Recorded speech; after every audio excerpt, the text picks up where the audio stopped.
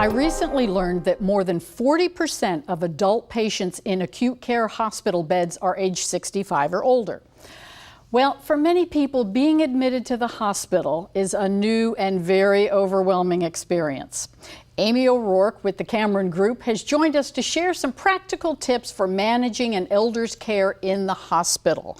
And we've certainly talked about this at length off camera, because something I found from my own situation when my elderly mother was in the hospital, somebody needed to be with her all the time, keeping track of medications, of tests, of everything. And that's something that you really feel is important. 100%.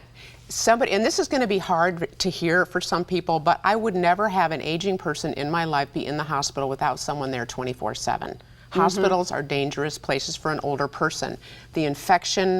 The risk of infection is high, medication error is high, they stay in the bed longer than they should, they're not moving, so you have to have someone there running the care and making sure that their needs and their values are being communicated clearly to everybody that's coming in contact with them. So that's it. The daily routine of a hospital is what really gets overwhelming for an elderly person.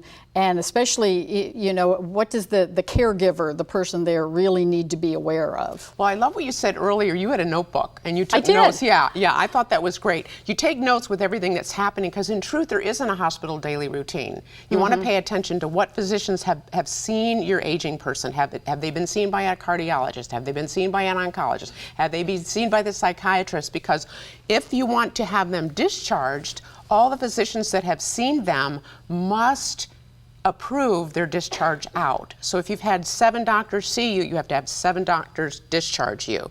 And to keep track, it's really great to have a journal in the hospital. Absolutely. Now, I mean, I'm going to ask this question, but is there any way you, as the caregiver, the person there, can kind of slow down this whole process? Oh, I love answering this question. I love answering this question.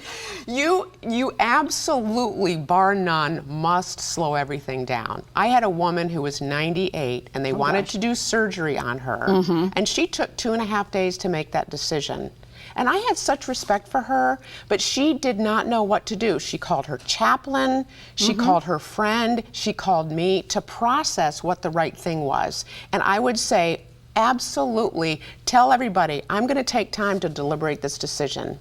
Because I think sometimes you kind of get intimidated with lots of doctors and nurses and specialists, and you think, well, I just have to do everything they tell me to. That's right. Quickly, they want an answer. And it really is overwhelming. It really is overwhelming. And just communicate how you are as a person. I take time to make my decisions, and I want to give my mother time or my father time to make those decisions. And so any other quick tips about managing that daily hospital routine? What I would say is prepare for the discharge. Let everybody know you don't want your aging person to linger. You don't want to stay there a long time, so get the job done, don't run any unnecessary tests, and let's get out as soon as possible. And so if people have more questions or want to get in touch with you, how do we reach you? Oh, I'd love to have them call the Cameron Group at 407-896-2010 or go on our website, thecamerongroup.us. And Amy, you've given us some great tips. I do want to mention that it's important to look at a person's hospital stay as a partnership between the patient, the family, and the healthcare professionals.